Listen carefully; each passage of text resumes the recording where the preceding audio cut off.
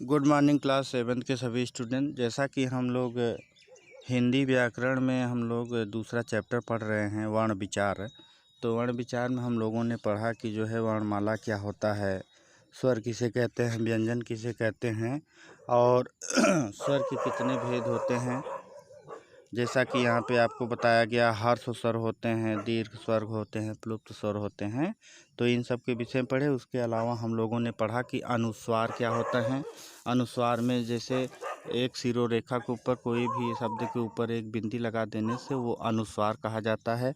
और इसी प्रकार से अनुनासिक क्या होता है, कहने का मतलब ऊपर शब्दों के ऊपर जो है चंद बिंदु लगा देने से जो है अनुनासिक उसे बोला जाता है।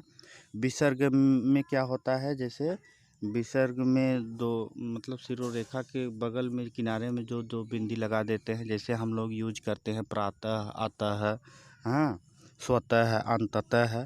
तो इसको जो है विसर्ग में हम लोग नोट करते हैं। आगत ध्वनियाँ क्या होती हैं? आगत ध्वनियों में जैसे डॉक्टर, कॉपर लिखते समय जो ऊपर के समय ड के ऊपर एक छोटा सा चंद्र बिंदु के टाइप को डाट नहीं लगा देते हैं, बिंदी नहीं लगाते हैं, केवल डाट लगा के छोड़ देते हैं, तो उसको जो है आगत ध्वनियाँ बोलते हैं। उसके बाद हम लोगों ने पढ़ा स्वरों की मात्राएं, जैसा कि ब्रैकेट में आप लोगों ने नेक्स्ट डे अगले दिन पढ़ा था। व्यंजन के विषय में हम लोग पढ़े थे। व्यंजन में बताया गया था कि इनका उच्चारण करते समय जो है स्वरों की सहायता ली जाती है, पहली बात।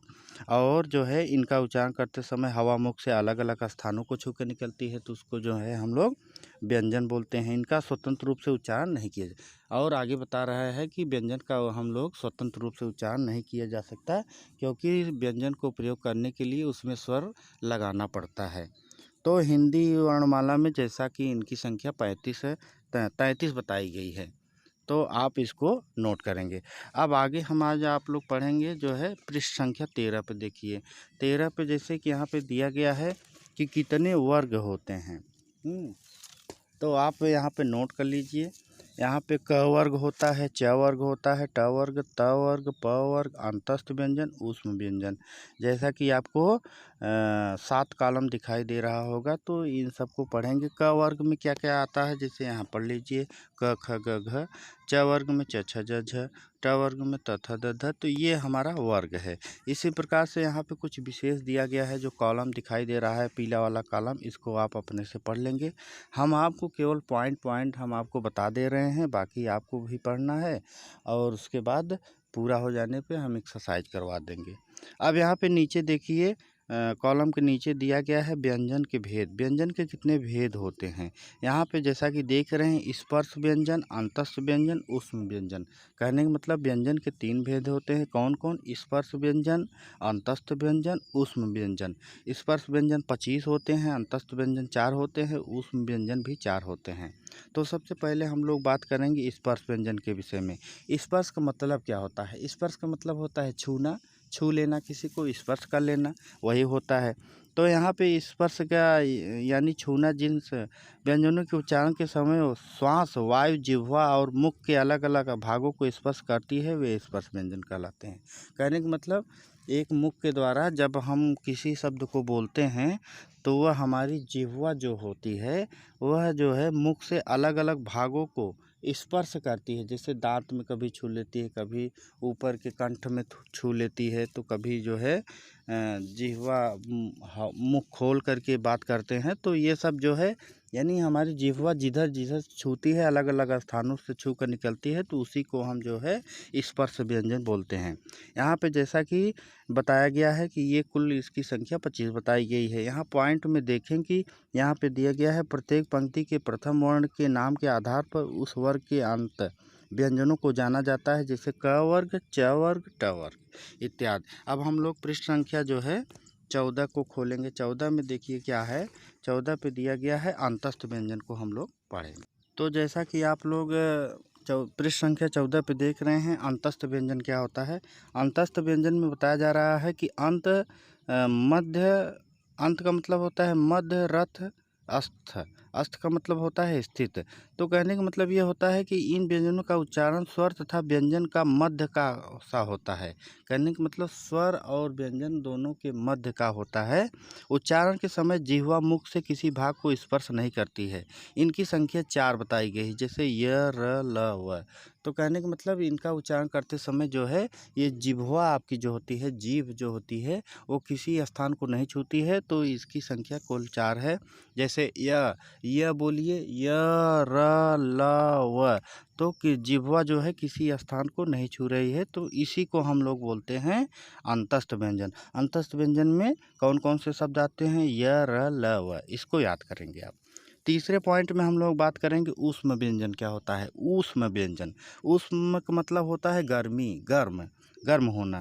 इन व्यंजनों के उच्चारण करते समय जो है वायु मुख के रगड़ खाकर ऊष्मा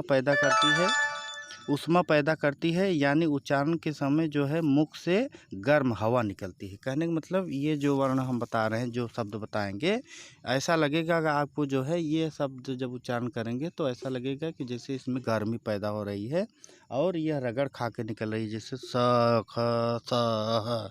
तो ये सब जो है उच्चारण करते समय आपको ऊष्म व्यंजन के अंतर्गत आएंगे। ये जो है इसमें गर्मी होती है इन अक्षरों में। हाँ, उष्मता प्रदान करती है, यानी वायु रगड़ खा के निकलती है। तो अगला पॉइंट हम बात करेंगे उच्चारण स्थान के आधार पर व्यंजनों का वर्गीकरण। यहाँ पे वर्गीकरण दिया गया है कि जो है व्यंजनों का उच्चारण करते समय हवा मुख से अलग अलग भागों से टकराती है। उच्चारण के अंगों के आधार पर व्यंजनों का वर्गीकरण इस प्रकार से है। किस प्रकार से है? जैसे पहला क्या है? कंठस्थ। कंठस्थ क्या होता है? कंठ मतलब होता है गला। गले के द्वारा कौन कौन से शब्द बोले जाते हैं? जैसे क है, ख है, ग है, घ है, अंग है, ह है, भी। तो ये सब जो है गले से बोला जाता है। और तालब में कौन कौन से अक्षर आते हैं? तालब में, तालब मतलब होता है तालु। तो जैसे च है, छ है, ज है, हाँ, झ है, य है, य है, स है, ये सब तालब के अंतर्गत आएंगे। मूर्धन में क्या आएगा? कठोर तालु के आगे भाग, जैसे ट, ठ, ड, ढ, अड़। दंत यानी दांतों के माध्यम से कौन कौन से शब्द बोले जाते हैं? त, थ, द, ध, न। हाँ, वत्स दांतों के मूल से स, ज, र, ल। हाँ, उसके बाद दंतोष्ठ दोनों ओठों से प, फ, ब, भ, म। तो कहने का मतलब ओठों के स्थान से बोलने जाने वाले प, फ, ब, भ, यानी कि प, फ, ब, भ को बोलने के लिए, म को बोलने के लिए बिना आप दोनों ओठों को छुए नहीं बोल सकते। और इसी प्रकार से दंतोष्ठ है, 7वां पॉइंट है। निचले ओठ व ऊपरी दांतों से बोले जाते हैं। कौन कौन से शब्द होते हैं? व, फ। जैसा कि यहाँ पे आपको दिखाई दे रहा होगा, एक मुख बना है और मुख में जो है कौन कौन सा कहाँ स्थान होता है? दंत है, टवर्ग, तालव्य है, दंतोष्ठ है, मूर्धन्य है, ओठस्थ है। तो कहने का मतलब हर एक भाग को अलग अलग कर दिया गया है। इसको आप अपने से पढ़ लेंगे। यहाँ पे हम आगे बात करेंगे संयुक्त व्यंजन की। संयुक्त व्यंजन क्या होते हैं? जो व्यंजन दो या दो से अधिक शब्दों के मेल से बनते हैं संयुक्त व्यंजन कहलाते हैं। जैसे कहने का मतलब दो शब्द को मिला दिया जाए तो वहाँ पे संयुक्त व्यंजन हो जाएंगे। जैसे जैसे आपका छ है, त्र है, ज्ञ है, श्र है। तो छ को आप कुछ देखें जरा ध्यान से। यहाँ पे जैसे छ को बोलने के लिए ऐसा आपको लगेगा जैसे क प्लस ख प्लस अ, इतना बोलेंगे, इतने अक्षरों को मिलाएंगे तब जो है आपका छ आता है। उसी प्रकार से त्र बोलने के लिए जैसे त्र लिख दिया जाता है तो त्र में आपको लगेगा जैसे त प्लस र प्लस अ, यानी 3 अक्षर को आप मिलाएंगे। त भी मिलाएंगे, र भी मिलाएंगे, उसके बाद अ स्वर भी लगा देंगे, तब जाके आपका त्र बनता है। तो इस तरह से आपको लगता है कि कहने का मतलब 3 अक्षरों को जब मिला के बनता है तो वही जो है संयुक्त अक्षरा होता है, संयुक्त व्यंजन कहे जाते हैं। तो यहाँ पे जैसे तरह में जैसे पत्रिका, त्रिलोक, सर्वज्ञ और छ से कक्षा लिखते हैं, भक्षक लिखते हैं, क्षमा छतरी। तो इसी प्रकार से ज्ञ में आपको ऐसा लगेगा जैसे ज प्लस य प्लस अ, इतना अक्षर मिलाएंगे तब आपका ज्ञ बनेगा। स्र में स लिखेंगे, सिटी वाला स प्लस र प्लस अ, इतना अक्षर संयुक्त जब कर देंगे, मिला देंगे, तब आपका स्र बनेगा। तो यहाँ पे दिया गया है पॉइंट में, संयुक्त व्यंजन में पहला व्यंजन स्वर सहित तथा दूसरा व्यंजन स्वर सहित होता है। पहला व्यंजन स्वर रहित होता है और दूसरा व्यंजन जो है स्वर सहित होता है। तो वह दोनों शब्द जो होते हैं संयुक्ताक्षर होते हैं, जैसे क प्लस त प्लस तत्। हाँ, उसके बाद स्व, स्वाद। तो कहने का मतलब संयुक्ताक्षर में जैसे एक आधा अक्षर मिला दिया जाए, दूसरा कोई अक्षर ले लिया जाए, तो वहाँ पे संयुक्ताक्षर होता है। जैसे यहाँ पे देख रहे हैं, संयुक्त में आधा क है, फिर त है। इसी प्रकार से स्वाद में आधा स है, वाह है। इसी प्रकार से स्थान शुद्ध को लिखने के लिए ये ऐसे शब्द जहाँ मिल जाते हैं वहाँ पे संयुक्त अक्षर होता है। दूसरे पॉइंट पे देखेंगे, यहाँ पे आगत वर्ण दिया गया है। ज और फ आगत वर्ण है। इसका प्रयोग उर्दू फारसी के शब्दों में होता है, जैसे फ़ौन, जरा आदि। तो ये सब आगत वर्ण के अंतर्गत आते हैं। और आगे नीचे दिया गया है वर्ण विच्छेद। वर्ण विच्छेद का अर्थ होता है अलग करना। विच्छेद का मतलब क्या होता है? अलग अलग करना। शब्द के वर्णों को अलग अलग करके लिखना वर्ण विच्छेद कहलाता है। वर्ण विच्छेद करते समय स्वरों को मूल रूप से लिखा जाता है तथा व्यंजनों के नीचे हलंत लगाना आवश्यक होता है, जैसा कि आप पेज नंबर 50 पे पढ़ेंगे, 15 पे पढ़ेंगे। यहाँ पे सभी उदाहरण दिए गए हैं।